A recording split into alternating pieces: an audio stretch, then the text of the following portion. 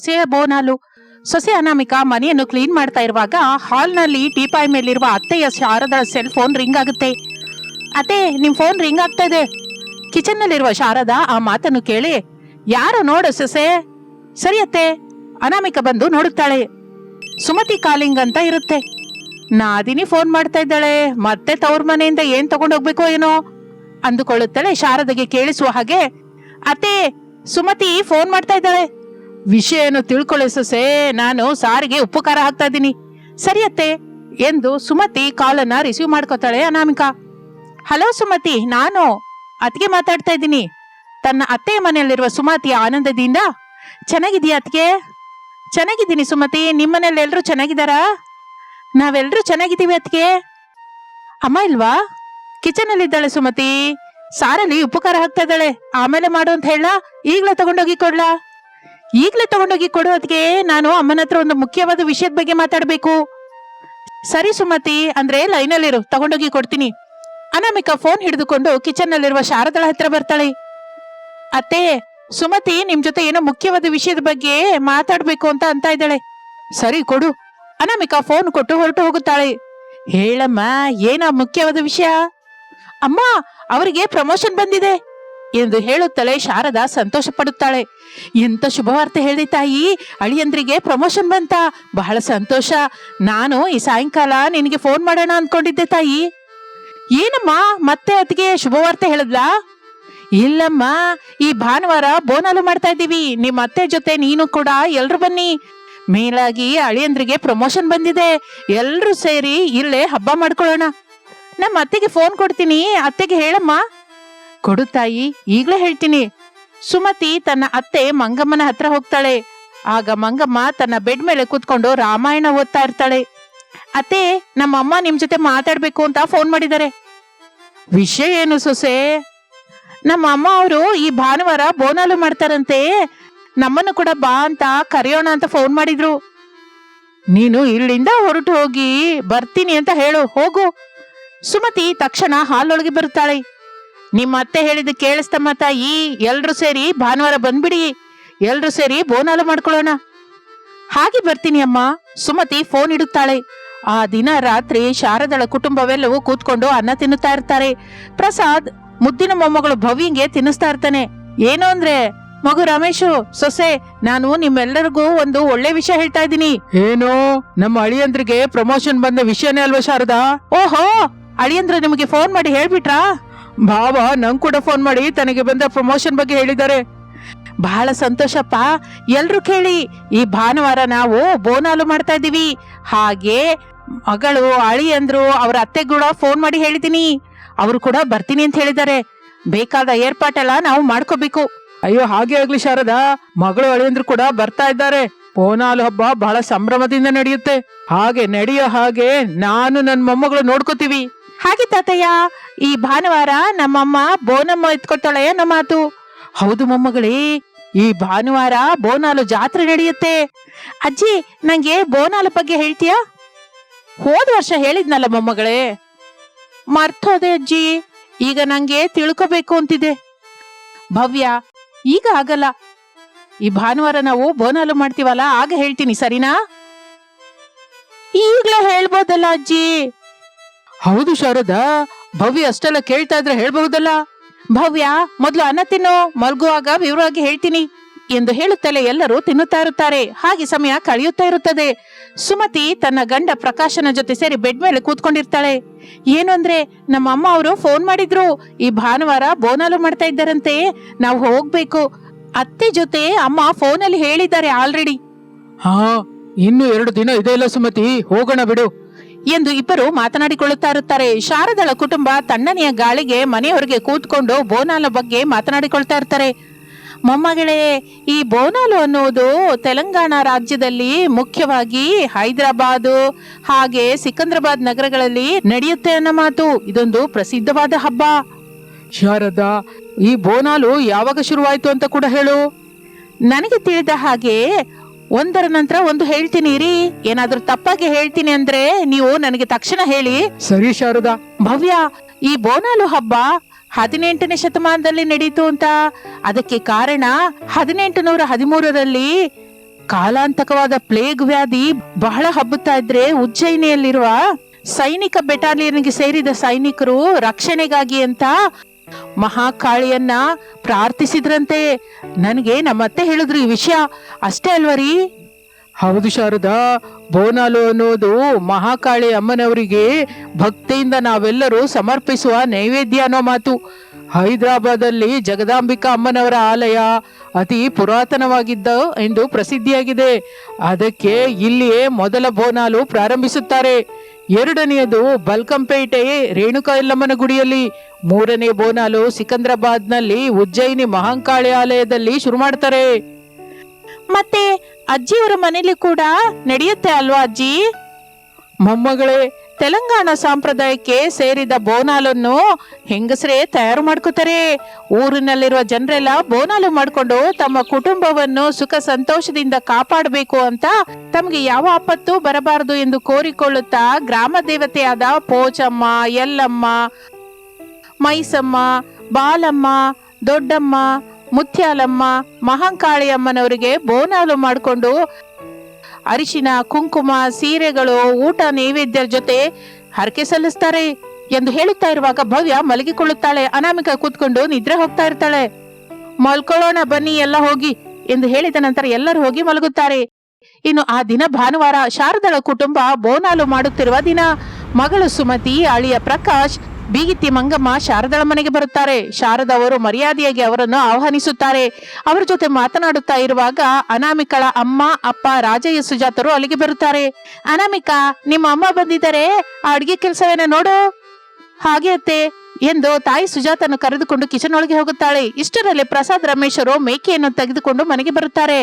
ಶಾರದಾ, ಶಾರದಾ ಎಂದು ಕರೆಯುತ್ತಲೇ ಶಾರದಾ ಹೊರಗೆ ಬರುತ್ತಾಳೆ. ಅಮ್ಮನವರ ಗುಡಿಗೆ ಹೋಗ್ ಬರೋಣ ಬಾ. ಶಾರದಾ, ಪ್ರಸಾದ್, ರಮೇಶರು ಮೂವರು ಸೇರಿ ಮೇಕೆಯನ್ನು ತೆಗೆದುಕೊಂಡು ಮನೆಯಿಂದ ಹೊರಡುತ್ತಾರೆ. ಮನೆ ಹತ್ರ ಸುಮತಿ, ಪ್ರಕಾಶರು ಸೋದರ ಸೊಸೆ ಭವ್ಯಳ ಜೊತೆ ಸಂತೋಷದಿಂದ ಮಾತನಾಡುತ್ತಾ ಇರುತ್ತಾರೆ. ಸುಜಾತ, ಅನಾಮಿಕರು ಸೇರಿ ಗಮ್ಮನು ಅಡಿಗೆ ಮಾಡ್ತಾ ಇರ್ತಾರೆ. ಮಧ್ಯಾಹ್ನ 2 ಗಂಟೆಯ ಸಮಯ. ಅನಾಮಿಕಾ, ಸುಜಾತ ಸೇರಿ ಮಾಡಿದ ನಾನ್ ವೆಜ್ ಅಡಿಗೆಯನ್ನು ಗಮ್ಮಗೆ ಮಾಡುತ್ತಾರೆ. ಎಲ್ಲರೂ ಕೂತ್ಕೊಂಡು ಮಾತನಾಡಿಕೊಳ್ಳುತ್ತಾ ತಿನ್ನುತ್ತಾರೆ. ಸಾಯಂಕಾಲ 5 ಆಗುತ್ತಾ ಬಂದಿರುವಾಗ ಹೆಂಗಸರೆಲ್ಲ ಹೊಸ ಸೀರೆ ಉಟ್ಕೋತಾರೆ. ಶಾರದಾ, ಅನಾಮಿಕಾ ಬೋನಾನು ಮಾಡ್ತಾ ಇರ್ತಾರೆ. ಭವ್ಯ ನೋಡ್ತಾ ಇರ್ತಾಳೆ. ಭವ್ಯ, ಮಣ್ಣಿನ ಮಡಕೆಯಿಂದಾಗಲಿ ಅಥವಾ ತಾಮ್ರದ ಮಡಕೆಯಲ್ಲಾಗಲಿ ಹಾಲಿನಿಂದ, ಮೊಸರಿನಿಂದಾಗಲಿ ಅನ್ನ ಮಾಡ್ತಾರಮ್ಮ. ಆ ನಂತರ ಆ ಮಡಕೆಗೆ ಬೇವಿನ ಸೊಪ್ಪಿನಿಂದ, ಅರಿಶಿನ ಕುಂಕುಮದಿಂದ ಅಲಂಕಾರ ಮಾಡ್ತಾರೆ. ಮಡಕೆಯ ಮೇಲೆ ಒಂದು ದೀಪವನ್ನು ಇಟ್ಟು ಬೆಳಗಿಸುತ್ತಾರೆ ಕೂಡ. ಇದನ್ನು ಮಹಿಳೆಯರು ನೆತ್ತಿ ಮೇಲೆ ಇಟ್ಟುಕೊಂಡು ತಾಳಮೇಳಗಳ ಜೊತೆಗೆ, ತಮ್ಮಟೆಯ ಶಬ್ದದ ಜೊತೆಗೆ ಆಲಯಕ್ಕೆ ತಗೊಂಡು ಹೋಗಿ ಬೋನಾಲು ಮಡಿಕೆಯನ್ನು ನೈವೇದ್ಯವಾಗಿ ಸಮರ್ಪಿಸುತ್ತಾರೆ. ಗ್ರಾಮಗಳಲ್ಲಿ ಇದನ್ನ ಊರಿನ ಹಬ್ಬ ಅಂತ ಕೂಡ ಕರೀತಾರೆ ಎಂದು ಹೇಳುತ್ತಾ ಶಾರದಾ, ಅನಾಮಿಕರು ಸೇರಿ ಮಡಕೆಗೆ ಅಲಂಕಾರ ಮಾಡುತ್ತಾರೆ. ಅಜ್ಜಿ, ಬೋನಾಲು ತುಂಬಾ ಚೆನ್ನಾಗಿದೆ, ಇದನ್ನ ಯಾರು ಎತ್ಕೋತಾರೆ? ನನ್ ಸೊಸೆ. ಅಬ್ಬಾ ಅಜ್ಜಿ, ನಾನು ಕೂಡ ಬೋನಾಲು ಎತ್ಕೋತೀನಿ. ಬೋನಾಲು ಎತ್ಕೊಂಡು ಅಮ್ಮನವರು ಗುಡಿವರೆಗೆ ನಡೀತೀಯ? ಮತ್ತೆ ನಡೀತೀನಿ ಅಜ್ಜಿ ಎಂದು ಹೇಳುತ್ತಲೇ ಭವ್ಯಗಾಗಿ ಕೂಡ ಒಂದು ಚಿಕ್ಕದಾದ ಬೋನಾಲು ಮಾಡುತ್ತಾಳೆ ಶಾರದಾ. ಇಷ್ಟರಲ್ಲಿ ತಮ್ಮಟೆ ಹೊಡೆಯೋರು ಶಾರದಳ ಮನೆಗೆ ಬರುತ್ತಾರೆ. ಹಾಗೆ ಅವರು ತಮ್ಮಟೆ ಹೊಡೆಯುತ್ತಾ ಇರುವಾಗ ಅನಾಮಿಕಾ ಬೋನಾಲು ಎತ್ತಿಕೊಳ್ಳುತ್ತಾಳೆ. ಭವ್ಯ ಚಿಕ್ಕದಾದ ಬೋನಾಲು ಎತ್ತಿಕೊಳ್ಳುತ್ತಾಳೆ. ತಮ್ಮಟೆ ಹೊಡೆಯುತ್ತಾ ಹಾಗೆ ಗ್ರಾಮ ದೇವತೆ ಹತ್ತಿರ ಬಂದು ಬೋನಾಲನ್ನು ಗುಡಿ ಹತ್ರ ಇಟ್ಟು ಮನೆಗೆ ಬರುತ್ತಾರೆ. ರಾತ್ರಿಯಾಗಿದ್ದರಿಂದ ಎಲ್ಲರೂ ಹಾಯಾಗಿ ಮಲಗಿಕೊಳ್ಳುತ್ತಾರೆ. ಹಾಗೆ ಅತ್ತೆ ಸೊಸೆಯರು ತಮ್ಮ ಬಂಧುಗಳ ಜೊತೆ, ನೆಂಟರ ಜೊತೆ ಸೇರಿ ಬೋನಾಲು ಹಬ್ಬವನ್ನು ಘನವಾಗಿ ಆಚರಿಸುತ್ತಾರೆ. ಇಷ್ಟಕ್ಕೂ ನೀವು ಈ ವರ್ಷ ಬೋನಾಲು ಹಬ್ಬವನ್ನು ಹೇಗೆ ಆಚರಿಸಿದ್ದೀರಾ? ಕಮೆಂಟ್ ರೂಪದಲ್ಲಿ ತಿಳಿಸಿ. ಅತ್ತೆ ಸೊಸೆಯರು ಶಾರದಾ, ಅನಾಮಿಕಾ ಸೇರಿ ಏರ್ಪಾಟು ಮಾಡಿಕೊಂಡ ಆರ್ಗ್ಯಾನಿಕ್ ಏಡಿ ಸಾಂಬಾರ್ ಅನ್ನುವ ಫುಡ್ ಟ್ರಕ್ ಬಹಳ ರದ್ದಿಯಾಗಿರುತ್ತದೆ. ದುಡ್ಡು ಹಿಡಿದುಕೊಂಡು ಶಾರದಾ ಆಂಟಿ ನಂಗ್ ಕೊಡು, ಅನಾಮಿಕಾ ಸಿಸ್ಟರ್ ನಂಗ್ ಕೊಡು ಅನ್ನುತ್ತಾ ಗಲಾಟೆ ಮಾಡ್ತಾ ಇರ್ತಾರೆ. ಆ ಟ್ರಕ್ಗೆ ಸ್ವಲ್ಪ ದೂರದಲ್ಲಿರುವ ವರ್ಷ ಆ ಗಲಾಟೆಯನ್ನು ಸಹಿಸಲಾರದೆ ಹೋಗ್ತಾಳೆ. ಕೋಪದಿಂದ ತನ್ನ ಫ್ರೆಂಡ್ ಸೌಮ್ಯಂಗೆ ಫೋನ್ ಮಾಡ್ತಾಳೆ. ಹಾಸ್ಟೆಲ್ ರೂಮಿನಲ್ಲಿರುವ ಸೌಮ್ಯ ಕಾಲ್ ಅನ್ನು ರಿಸೀವ್ ಮಾಡ್ಕೋತಾಳೆ. ಹ್ಯಾಪಿಯಾಗಿ, ವರ್ಷ 100 ರೂಪೀಸ್ ಏಡಿ ಸಾಂಬಾರ್ ಸಿಕ್ತಾ? ಏನೇ ಸಿಕ್ಕೋದು, ಇಲ್ಲಿ ಬಂದ್ ನೋಡು, ಎಲ್ಲ ಗಲಾಟೆ ಆಗಿದೆ. ಫಿಶ್ ಮಾರ್ಕೆಟ್ ಗಲಾಟೆ ಆಗಿರುತ್ತೆ ಅಂತ ಗೊತ್ತು ಹೊರತು ಏಡಿ ಸಾಂಬಾರ್ ಹತ್ರ ಕೂಡ ಈಗಿರುತ್ತೆ ಅಂತ ಗೊತ್ತಿರ್ಲಿಲ್ಲ. ಮತ್ತೆ ಅತ್ತೆ ಸೊಸೆಯರ ಆರ್ಗ್ಯಾನಿಕ್ ಏಡಿ ಸಾಂಬಾರ್ ಅಂದ್ರೆ ಏನ್ ಅನ್ಕೊಂಡೆ ವರ್ಷ? ನಾನ್ ಹೇಳಿದ್ರೆ ನೀನ್ ನಂಬ್ಲಿಲ್ವಲ್ಲ, ಈಗ ನೋಡಿದ್ಯಾ ಮತ್ತೆ ಅಲ್ಲಿ ಎಷ್ಟು ಗಲಾಟೆ ಆಗಿದೆಯೋ. ನಾನು ಹಾಸ್ಟೆಲ್ಗೆ ಬಂದ್ಬಿಡ್ತೀನಿ ಸೌಮ್ಯ. ಏಡಿ ಸಾಂಬಾರ್ ತಗೊಂಡ್ ಬಂದ್ರ ಮೇಲೆ ಹಾಸ್ಟೆಲ್ಗೆ ಬಾ ವರ್ಷ, ಬೇಕು ಅಂದ್ರೆ ನಾನು ಅನ್ನ ಮಾಡಿಟ್ಟಿರ್ತೀನಿ. ಅರ್ಧ ಗಂಟೆ ಲೇಟ್ ಆದ್ರೂ ಪರವಾಗಿಲ್ಲ, ನೀನು ಮಾತ್ರ ಏಡಿ ಸಾಂಬಾರ್ ತಗೊಂಡ ನಂತರ ಹಾಸ್ಟೆಲ್ಗೆ ಬಂದ್ಬಿಡು.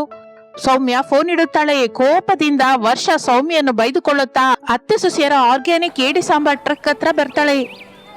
ಏಡಿ ಸಾಂಬಾರ್ಗಾಗಿ ಮೈ ಮೇಲೆ ಬೀಳುತ್ತಾ ಇರುವವರನ್ನು ನೋಡಿ ಕೋಪದಿಂದ ಗಟ್ಟಿಯಾಗಿ ಅರಚುತ್ತಾಳೆ. ಆ ಅರಚಾಟಕ್ಕೆ ಎಲ್ಲರೂ ಭಯಪಟ್ಟು ಪಕ್ಕಕ್ಕೆ ಜರುಗುತ್ತಾರೆ. ಇನ್ನು ವರ್ಷ ಅನಾಮಿಕಳ ಹತ್ರ ಬರ್ತಾಳೆ. ದುಡ್ಡು ಕೊಟ್ಟು ತನಗೆ ಬೇಕಾದ ಏಡಿ ಸಾಂಬಾರನ್ನು ತೆಗೆದುಕೊಂಡು ಹೋಗುತ್ತಾಳೆ. ಅಲ್ಲಿ ಮತ್ತೆ ಜಗಳ ಶುರುವಾಗುತ್ತದೆ. ಅನಾಮಿಕ ಆಗಲೇ ಮೈಕ್ ಅನ್ನು ಆನ್ ಮಾಡ್ತಾಳೆ.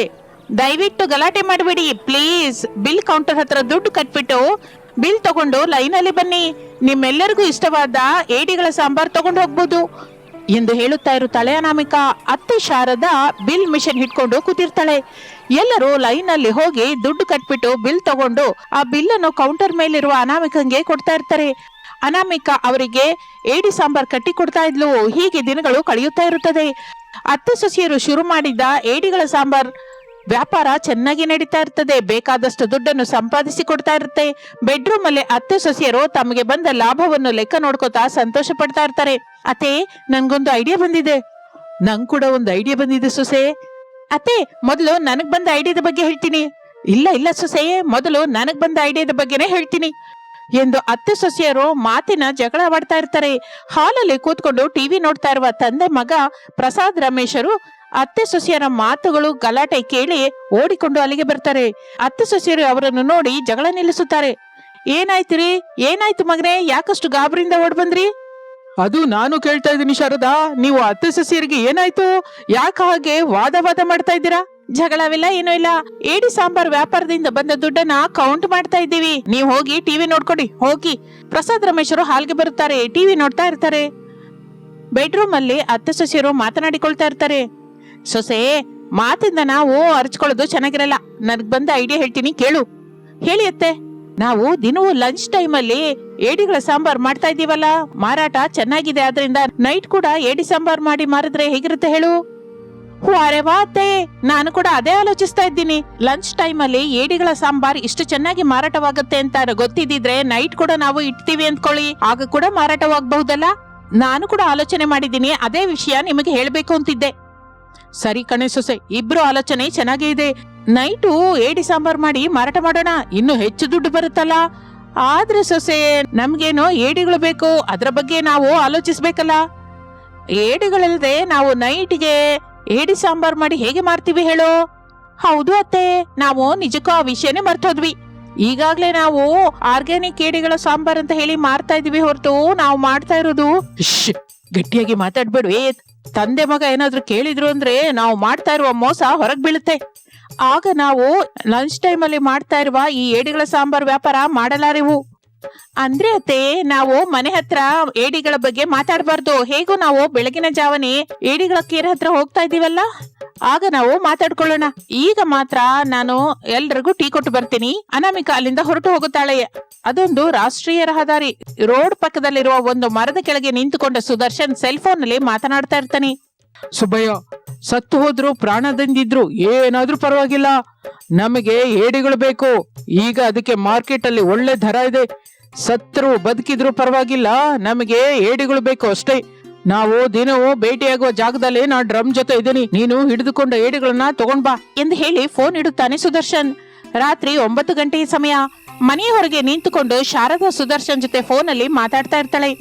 ಸುದರ್ಶನ, ದಿನವೂ ನಾನು ಹೇಳಬೇಕಾದ ಅಗತ್ಯವಿಲ್ಲ. ನೀನು ತಗೊಂಡ್ ಬಂದ ಏಡಿಗಳ ಡ್ರಮ್ ಅನ್ನ ಕೆರೆ ಕಟ್ಟೆ ಹತ್ರ ಇರುವ ಮರದ ಹತ್ರ ಇಡು. ಅಲ್ಲಿ ಇಟ್ಬಿಟ್ಟು ನೀನ್ ಹೊರಟೋಗು. ನಾನು ನನ್ ಸೊಸೆ ಬೆಳಿಗ್ಗೆ ಬಂದು ನಾವು ಮಾಡ್ಬೇಕಾದ ಕೆಲಸ ನಾವು ಮಾಡ್ಕೋತೀವಿ. ಆಗ ಸುದರ್ಶನ್ ಒಂದು ಗುಡಿಸಿಲಿನಲ್ಲಿ ಇರುತ್ತಾನೆ. ಹಾಗೆ ಮೇಡಮ್, ನೀವು ಹೇಳಿದ ಹಾಗೆ ಮಾಡೋದು, ಕೊಟ್ಟಿದ್ದು ತಗೊಳ್ಳೋದು ಅಷ್ಟೇ ನಂಗೆ ಗೊತ್ತು. ಯಾವತ್ತಿನ ಹಾಗೆ ಏಡಿಗಳದಿರುವ ಮೀನನ್ನು ತಗೊಂಡ್ಬಂದು ಕೆರೆ ಹತ್ರ ಇಡ್ತೀನಿ. ಇನ್ನು ನಿಮ್ಮಿಷ್ಟ. ಮತ್ತೆ ಈ ದುಡ್ಡು ಮೇಡಮ್, ನಿನಗೆ ಬೇಕಾದ ದುಡ್ಡು ನಾನು ನಾಳೆ ಕೊಡ್ತೀನಿ ಬಿಡು. ಹಾಗೆ ಮೇಡಮ್. ಜಾಗೃತಿಯಾಗಿರು ಸುದರ್ಶನ್. ಎಂತಹ ಪರಿಸ್ಥಿತಿಯಲ್ಲೂ ನಾವು ಮಾಡ್ತಾ ಇರುವ ನಕಲಿ ಏಡಿಗಳ ವ್ಯಾಪಾರಕ್ಕೆ ಎಂತಹ ತೊಂದರೆ ಬರಲ್ಲ ಮೇಡಮ್. ದೊಡ್ಡ ಸಾರಿಗೆ ಚಿಕ್ಕ ಸಾರಿಗೆ ಗೊತ್ತಾಗದ ಹಾಗೆ ನೀವು ಜಾಗೃತಿಯಾಗಿರಿ ಸಾಕು. ಶಾರದಾ ಫೋನ್ ಇಟ್ಟು ಒಳಗಡೆಗೆ ಹೋಗುತ್ತಾಳೆ. ಡೈನಿಂಗ್ ಟೇಬಲ್ ಮೇಲೆ ಎಲ್ಲರೂ ಕೂತ್ಕೊಂಡು ತಿಂತಾ ಇರ್ತಾರೆ. ಹಾಗೆ ಆ ದಿನ ಕಳೆದು ಹೋಗುತ್ತದೆ. ಬೆಳಗಿನ ಜಾವ 5 ಗಂಟೆಯ ಸಮಯ. ಅತ್ತೆ ಸೊಸೆಯರಿಬ್ಬರು ಕೆರೆ ಹತ್ರ ಇರುವ ಡ್ರಮ್ನ ಹತ್ರ ಬರ್ತಾರೆ. ಆ ಡ್ರಮ್ ಅನ್ನು ತೆಗೆದು ನೋಡುತ್ತಾರೆ. ಅದರಲ್ಲಿ ಕೆಲವು ಸತ್ತು ಹೋಗಿದ್ದು, ಕೆಲವು ಬದುಕಿರುವ ಏಡಿಗಳು ಇರುತ್ತವೆ. ಅತ್ತೆ ಸೊಸೆಯರು ಸುತ್ತಲೂ ನೋಡುತ್ತಾ ಯಾರು ಅವರನ್ನು ಗಮನಿಸುತ್ತಿಲ್ಲ ಎಂದು ಡ್ರಮ್ನೊಳಗಿಂದ ಏಡಿಗಳನ್ನು ತೆಗೆದು ಕೆರೆಯಲ್ಲಿ ಹಾಕುತ್ತಾರೆ. ತಿರುಗಿ ಏನೋ ತಿಳಿದ ಹಾಗೆ ಕೆರೆಯೊಳಗೆ ಇಳಿದು ಬಲೆ ಹಾಕಿ ಅದನ್ನ ಹಿಡ್ಕೊತಾ ಇರ್ತಾರೆ. ಹಾಗೆ ಅತ್ತೆ ಸೊಸೆಯರ ಏಡಿಗಳ ವ್ಯಾಪಾರ ಸಾಗುತ್ತಾ ಇರುತ್ತದೆ. ಒಂದು ದಿನ ಅತ್ತೆ ಸೊಸೆಯರು ಕೆರೆ ಹತ್ರ ಗಾಬರಿ ಆಗ್ತಾ ಇರ್ತಾರೆ. ಈಗ ಏನ್ ಮಾಡೋಣ ಸೊಸೆ, ನಿನ್ನೆಯಿಂದ ಏಡಿ ತಗೊಂಡ್ಬರುವ ಸುದರ್ಶನ್ಗೆ ಫೋನ್ ಸಿಗ್ತಾ ಇಲ್ಲ, ಬೇರೆಯವರ ಫೋನ್ ಏನೋ ನಮ್ಮ ಹತ್ರ ಇಲ್ಲ, ಮತ್ತೆ ಈಗ ಹೇಗೆ? ನನ್ನ ಕೇಳಿದ್ರೆ ನನಗ್ ಮಾತ್ರ ಏನ್ ಗೊತ್ತತೆ? ನಾನು ಎಷ್ಟೋ ಸಲ ನಿಮಗೆ ಬೇರೆಯವರ ಫೋನ್ ನಂಬರ್ ಕೂಡ ತಗೊಳ್ಳಿ ಅಂತ ಹೇಳಿದೆ ಅಲ್ಲ, ನೀವೇ ನನ್ನ ಮಾತು ಕೇಳಿಸ್ಕೊಂಡಿಲ್ಲ. ಈಗ ಲಬೋದಿಬೋ ಅಂದ್ರೆ ಹೇಗೆ ಹೇಳಿ? ಅತ್ತೆ ಸೊಸೆಯರು ಮಾತನಾಡಿಕೊಳ್ಳುತ್ತಾ ಇರುವಾಗ ಪ್ರಸಾದ್ ರಮೇಶರು ಅವರ ಹತ್ರಕ್ಕೆ ಬರ್ತಾರೆ. ಶಾರದಾ, ಅಲ್ಲಿ ಲಂಚ್ ಟೈಮ್ ಆಗ್ತಾ ಇದ್ರೆ ಇನ್ನು ನೀವಿಲ್ಲಿ ಏನ್ ಮಾಡ್ತಾ ಇದ್ದೀರಾ? ಏಡಿಗಳನ್ನ ಹಿಡ್ಕೊಂಡು ಮನೆಗೆ ಹೋಗೋದು ಯಾವಾಗ? ಏಡಿ ಸಾಂಬಾರು ಮಾಡೋದು ಯಾವಾಗ? ವ್ಯಾಪಾರ ಮಾಡೋದು ಯಾವಾಗ? ಏನಾಯ್ತು ಅನಾಮಿಕಾ? ಮಾವಯ್ಯ, ನೀವು ನಮ್ಮನ್ನ ಕ್ಷಮಿಸ್ಬೇಕು. ನಮಗೆ ಗೊತ್ತು ಸೊಸೆ, ಆರ್ಗ್ಯಾನಿಕ್ ಏಡಿಗಳ ಸಾಂಬಾರು ಅಂತ ನೀವಿಬ್ಬರು ವ್ಯಾಪಾರ ಮಾಡ್ತಾ ಇರುವಾಗಲೇ ನಮ್ಮಿಬ್ಬರಿಗೂ ಅನುಮಾನ ಬಂತು. ಆಗಲೇ ನಾನು ಮಗ ನಿಮ್ಮನ್ನು ಫಾಲೋ ಆದ್ವಿ ನೋಡೋಣ ಅಂತ. ನೀವು ಅತ್ತೆ ಸೊಸೆಯರು ಎಷ್ಟು ಕಾಲ ಈ ಆರ್ಗ್ಯಾನಿಕ್ ಹೆಸರು ಹೇಳಿ ಏಡಿಗಳ ವ್ಯಾಪಾರ ಮಾಡ್ತೀರೋ ನೋಡೋಣ ಅಂತ ಸುಮ್ಮನಿದ್ವಿ. ಆ ಮಾತಿಗೆ ಅತ್ತೆ ಸೊಸೆಯರಿಬ್ಬರು ಒಬ್ಬರ ಮುಖವನ್ನು ಒಬ್ಬರು ನೋಡ್ಕೋತಾರೆ. ಅಮ್ಮ, ಅನಾಮಿಕಾ, ಇಷ್ಟು ಕಾಲ ದುಡ್ಡಿಗಾಗಿ ಹೀಗೆ ಮಾಡಿದ್ದೀರಿ ಅಂತ ನಾವು ಅರ್ಥ ಮಾಡ್ಕೊಂಡ್ವಿ. ಬೇಕಾದಷ್ಟು ದುಡ್ಡನ್ನು ಸಂಪಾದಿಸಿದ್ದೀರಲ್ಲ, ಇನ್ನು ಯಾಕೆ ಹೀಗೆ ಆರ್ಗ್ಯಾನಿಕ್ ಹೆಸರಿಂದ ಇಂತಹ ಅತ್ಯಾಸೆ ಕೆಲಸ ಮಾಡ್ತಾ ಇದ್ದೀರಾ? ದಯವಿಟ್ಟು ನಿಲ್ಲಿಸ್ಬಿಡಿ. ಬೇಡ, ನನ್ನ ಮಾತನ್ನು ಕೇಳಿ ನಿಲ್ಲಿಸ್ಬಿಡಿ. ಅದೇ ನಮಗೆ, ನಮ್ಮ ಕುಟುಂಬಕ್ಕೂ ಒಳ್ಳೇದು. ಶಾರದಾ, ನಾನಾಗ್ಲಿ ಮಗನಾಗ್ಲಿ ಏಡಿಗಳ ವ್ಯಾಪಾರ ಬಿಡಿ ಅಂತ ಹೇಳ್ತಾ ಇಲ್ಲ, ಹೀಗೆ ಅತ್ಯಾಸೆ ವ್ಯಾಪಾರ ಮಾಡಬೇಡಿ ಅಂತ ಹೇಳ್ತಾ ಇದ್ದೀನಿ. ಹೇಗೂ ನಮ್ಮ ಹತ್ರ ದುಡ್ಡಿದೆ ಅಲ್ಲ, ಒಂದು ಕೆರೆನ ತಗೊಳ್ಳಿ, ಏಡಿಗಳನ್ನ ಅದರಲ್ಲೇ ಬೆಳೆಸಿ ಅದನ್ನೇ ಹಿಡ್ಕೊಳ್ಳಿ, ಅದರ ಜೊತೆ ಹುಳಿ ಮಾಡೋಣ. ನೋಡ್ತೀವಿ ಅಂತ ಬಂದವರಿಗೆ ಒಂದು ಟಿಕೆಟ್ ಇಟ್ಟು ಕೆರೆ ಹತ್ರ ತಂದು ತೋರಿಸೋಣ, ಆಗ ಅವರು ಎಷ್ಟೋ ಸಂತೋಷ ಪಡ್ತಾರೆ. ನಿಜವೇ ಇವರು ಹೇಳಿದ ಹಾಗೆ ಆರ್ಗ್ಯಾನಿಕ್ ಏಡಿಗಳ ಸಾಂಬಾರ್ ಮಾಡ್ತಾ ಇದ್ದಾರೆ ಅಂತ ಹೆಸರು ಬರುತ್ತೆ, ನಮ್ಮ ಬಿಸ್ನೆಸ್ ಮತ್ತಷ್ಟು ಹೆಚ್ಚಾಗುತ್ತೆ. ನೀವು ಆಲೋಚಿಸಿ. ಅತ್ತೆ ಸೊಸೆಯರಿಬ್ಬರು ತಾವು ಇಷ್ಟು ದಿನ ತಪ್ಪು ಮಾಡಿದ ಹಾಗೆ ತಲೆ ತಗ್ಗಿಸುತ್ತಾರೆ. ಅತ್ಯಾಸೆಯಿಂದ ಬರುವ ದುಡ್ಡು ಅನೇಕ ಕಷ್ಟಗಳಿಗೆ ಗುರಿ ಮಾಡುತ್ತೆ, ಮನಃಶಾಂತಿಯನ್ನು ನಮಗೆ ಇಲ್ಲದ ಹಾಗೆ ದೂರ ಮಾಡುತ್ತೆ, ಕಡೆಗೆ ನೆಮ್ಮದಿಯನ್ನು ಕೂಡ ಇಲ್ಲದ ಹಾಗೆ ಮಾಡುತ್ತೆ. ಇನ್ನು ನಿಮ್ಮಿಷ್ಟ ಎಂದು ಹೇಳಿ ಪ್ರಸಾದ್ ರಮೇಶ್ ಇಬ್ಬರು ಅಲ್ಲಿಂದ ಹೊರಟು ಹೋಗುತ್ತಾರೆ. ಸೊಸೆ, ನಿಮ್ಮ ಮಾವಯ್ಯ ಮಗ ಹೇಳಿದ್ದು ಕೇಳಿದ ನಂತರ ನನಗೆ ನಾವು ಮಾಡ್ತಾ ಇರೋದು ತಪ್ಪು ಅನ್ನಿಸ್ತಾ ಇದೆ. ಹೌದು ಅತ್ತೆ, ಇಷ್ಟು ಕಾಲ ದುಡ್ಡಿನ ಮೇಲೆ ಇಷ್ಟದಿಂದ ಆರ್ಗ್ಯಾನಿಕ್ ಏಡಿಗಳ ಸಾಂಬಾರು ಅಂತ ಸುಳ್ಳು ಹೇಳಿದ್ವಿ, ಆರೋಗ್ಯದಿಂದ ಆಟವಾಡ್ಕೊಂಡ್ವಿ. ಇನ್ನು ಆಟ ಬೇಡ, ನಿಜ ಹೇಳೋಣ. ಹೌದು ಸೊಸೆ, ನಮ್ಮ ಹತ್ರ ಇರುವ ದುಡ್ಡಿನಿಂದ ನಾವೇ ಒಂದು ಕೆರೆನ ಕೊಂಡುಕೊಂಡು ಏಡಿಗಳನ್ನ ಬೆಳೆಸ್ಕೊಳ್ತಾ ಏಡಿಗಳ ಸಾಂಬಾರು ವ್ಯಾಪಾರ ಮಾಡ್ಕೊಳ್ಳೋಣ. ಆಗ ನಾವು ಯಾರ ಮೇಲೆ ಆಧಾರ ಪಡುವ ಅಗತ್ಯವಿಲ್ಲ, ಯಾರಿಗೂ ಭಯಪಡುವ ಅಗತ್ಯವಿಲ್ಲ, ಯಾರನ್ನು ಬೇಡಿಕೊಳ್ಳುವ ಕಷ್ಟವಿಲ್ಲ ಎಂದು ಅತ್ತೆ ಸೊಸೆಯರು ಆ ಕ್ಷಣವೇ ನಿರ್ಣಯ ತೆಗೆದುಕೊಂಡು ಮನೆಗೆ ಬರುತ್ತಾರೆ. ಮನೆಯಲ್ಲಿ ಯಾವತ್ತಿನ ಹಾಗೆ ತಂದೆ ಮಗ ಟಿವಿ ನೋಡ್ತಾ ಇರ್ತಾರೆ. ಅತ್ತೆ ಸೊಸೆಯರು ಬೀರು ಹತ್ರ ಹೋಗಿ ಅದರಲ್ಲಿರುವ ದುಡ್ಡಿನ ಕಟ್ಟನ್ನು ತೆಗೆದುಕೊಂಡು ತಂದೆ ಮಗನ ಹತ್ರ ಬರ್ತಾರೆ. ಏನು ಅಂದ್ರೆ, ಇನ್ನು ಬನ್ನಿ, ನೀವು ಹೇಳಿದ ಹಾಗೆ ಇನ್ನು ಮೇಲಿಂದ ನಾವೇ ಒಂದು ಕೆರೆನ ತಗೊಂಡು ಅದರಲ್ಲಿ ಆರ್ಗ್ಯಾನಿಕ್ ಪದ್ಧತಿಯಲ್ಲಿ ಏಡಿಗಳನ್ನ ಬೆಳೆಸ್ಕೊಳ್ತಾ ಅದರಿಂದ ಏಡಿಗಳ ಸಾಂಬಾರ್ ವ್ಯಾಪಾರ ಮಾಡೋಣ. ಈಗ ಲಂಚ್ ಟೈಮ್ ಅಲ್ಲೇ ಮಾಡ್ತಾ ಇದೀವಿ, ಆಗ ನೈಟ್ ಡಿನ್ನರ್ ಟೈಮ್ ವರ್ಗೂ ಮಾಡ್ತೀವಿ. ಬನ್ನಿ, ನಮ್ಗೆ ಕೆರೆ ಬೇಕು. ಸರಿ ಶಾರದಾ, ಒಳ್ಳೇದು ಅನ್ನೋದು ಯಾರು ಹೇಳಿದ್ರು ಕೇಳ್ಬೇಕು, ಅರ್ಥ ಮಾಡ್ಕೋಬೇಕು. ನೀವು ಅತ್ತೆ ಸೊಸೆಯರು ನಾವು ಹೇಳಿದ ಒಳ್ಳೆಯದನ್ನ ಕೇಳಿದ್ರಿ, ಅರ್ಥ ಮಾಡ್ಕೊಂಡಿದ್ದೀರಿ. 2 ದಿನದಲ್ಲಿ ಎಲ್ಲ ಮಾತಾಡಿರ್ತೀನಿ, ಈಗಂತೂ ಮನೆ ಕೆಲಸ ಮಾಡ್ಕೊಳ್ಳಿ ಎಂದು ಹೇಳುತ್ತಲೇ ಅತ್ತೆ ಸೊಸೆಯರು ಆ ದುಡ್ಡನ್ನು ತಂದೆ ಮಗನಿಗೆ ಕೊಟ್ಟು ಮನೆ ಕೆಲಸ ಮಾಡ್ಕೋತಾ ಇರ್ತಾರೆ.